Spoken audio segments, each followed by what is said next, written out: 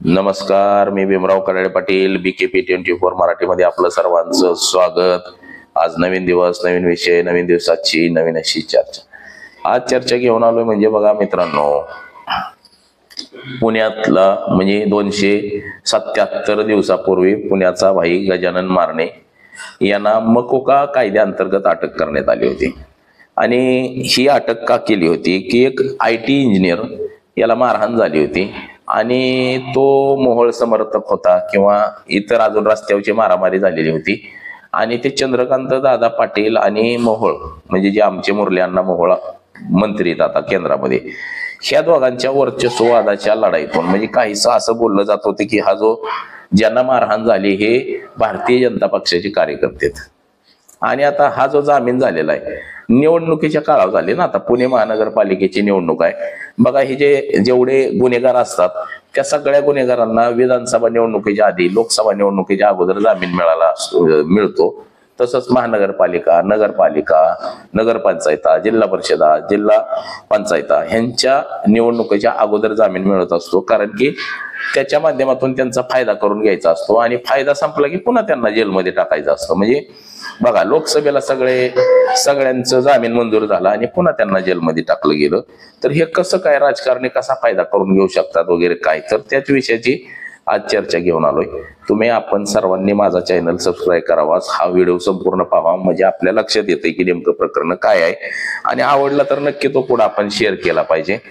तर चला बघा, 277 दिवसापूर्वी म्हणजे बघा आता 295 म्हणजे जवळपास 7-8 महिने झाले असतील, त्या गोष्टीला 8-9 महिने झाले असतील। 277 दिवसापूर्वी पुण्याचा भाई, ज्यांना आपण म्हणतो पुण्याचा मालक असं काही जण उपमा देतात, पुण्याचा भाई म्हणतात, मालक म्हणतात, त्या गजानन मारणेंवरती मकोका अंतर्गत कारवाई करण्यात आली होती।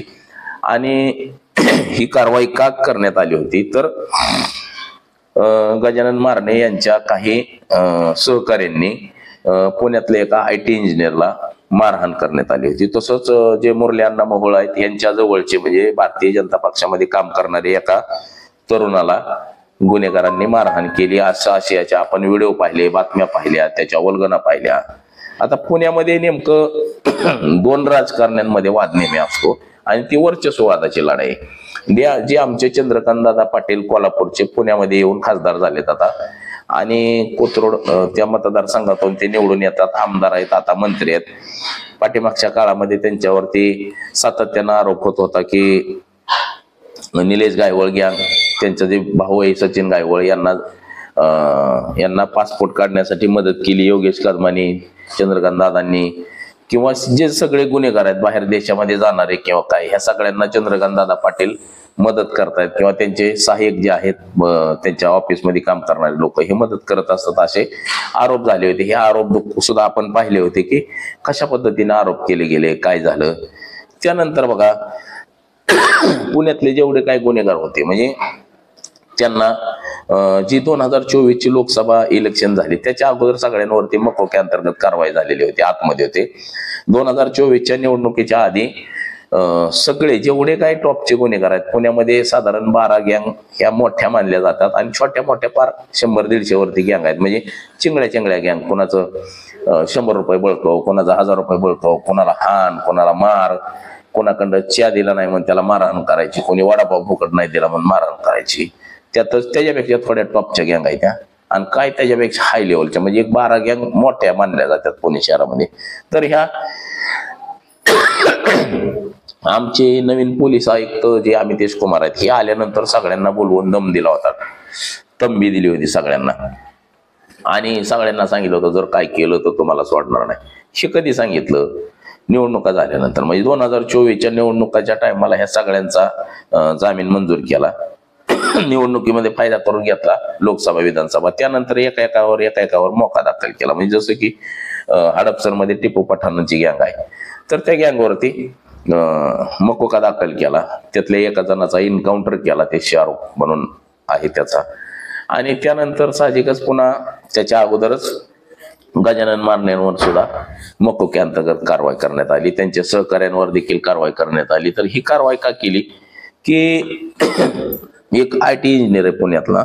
मग IT इंजिनियर म्हणण्यापेक्षा मुरलीधर मोहोळ यांच्या जवळचे काही सहकारी होते, त्यांना रस्त्यावर मारहाण झाली आणि ज्यांनी मारहाण केली ते गजानन मारणे गटाचे होते असं काहीसं बोललं जात होतं. आता वाद हा कोणाचा आहे की चंद्रकांत पाटील आणि मुरली अण्णा मोहोळ यांचा वर्चस्ववादाची लढाई, पुण्यावरती वर्चस्व कोणाचं, ह्या वर्चस्ववादाच्या लढाईतून हा सगळा सब्जेक्ट झाला होता. तर त्यामध्ये गजानन मारणे आणि त्यांच्या सहकाऱ्यांवरती मकोका अंतर्गत कारवाई झाली. आता मकोका अंतर्गत कारवाई झाली त्याला झालं जवळपास 277 दिवस, म्हणजे जवळपास वर्ष झालं. आता यामध्ये शिवाजीनगर न्यायालयाने सशर्त जामीन मंजूर केलाय 9 जणांना, म्हणजे गजानन मारणे आणि त्यांचे जे सहकारी आहेत त्या सर्वांना जामीन मंजूर केलेला आहे. त्यामध्ये कोर्टानं असं सांगितलं की जे पोलीस आहेत, पोलिसांनी जी बाजू भक्कम मांडायला पाहिजे होती ती मांडली गेली नाही, किंवा ज्यांना मारहाण झाली किंवा काय झालं, म्हणजे मकोका दाखल कशामुळे केला जातो की मागच्या गुन्ह्याची पार्श्वभूमी आणि सध्याची पार्श्वभूमी बघून मकोका दाखल केला जातो. परंतु कोर्टाचं असं मत आलं की बाबा पोलिसांनी जे आम्हाला एव्हिडन्स देणं गरजेचं होतं ते दिले गेलेले नाहीत. म्हणजे आता असं काही सामाजिक नेते जे पुण्यामध्ये वावरणारे आहेत, सर्व सामाजिक नेते तसंच पत्रकार, ह्यांचं मत असं आलं, म्हणजे आता आरोप असा होतोय की पुण्याची महानगरपालिकेची निवडणूक आहे आणि महानगरपालिकेची निवडणूक आता कुठल्या तरी पक्षाला म्हणजे जिंकायची, या महायुती सरकारला जिंकायची, आणि याच्यामुळं हा जामीन मंजूर केला असा आरोप केला जातोय. वास्तविक पाहता तसं खरंही आहे. म्हणजे महाराष्ट्रामध्ये नव्हे तर देशामध्ये जे जे मोठे मोठे गुन्हेगार आहेत त्यांना निवडणूक झाली की जेलमध्ये जेरबंद केलं जातं लॉ अँड ऑर्डरच्या नावाखाली, आणि निवडणुका लागल्या की त्यांना जामीन मंजूर केला जातो, बाहेर काढलं जातं, 4-6 महिने निवडणुका होईपर्यंत ठेवलं जातं आणि निवडणुका झाल्या की त्यांना पुन्हा जेलमध्ये पाठवलं जातं. जसे की आता बघा निलेश गायवळ गँगवरती सुद्धा मकोके अंतर्गत कारवाई केलेली आहे, जे की एका दिवसात 2 घटना घडल्या. म्हणजे एका ठिकाणी फायरिंग झालं, एका ठिकाणी कोयत्यानं मारहाण झाली, आणि यामुळं कोथरूड पोलिसांनी मोक्या अंतर्गत कारवाई केली. त्यामध्ये बरेच जण मोक्या अंतर्गत अटक करण्यात आली, जेलमध्ये घातली. परंतु मेन जो आरोपी होता निलेश गायवळ हा मात्र देश सोडून पळून गेलेला आहे. म्हणजे तो मुलाला भेटायला गेला, तो तिकडेच राहिलेला आहे.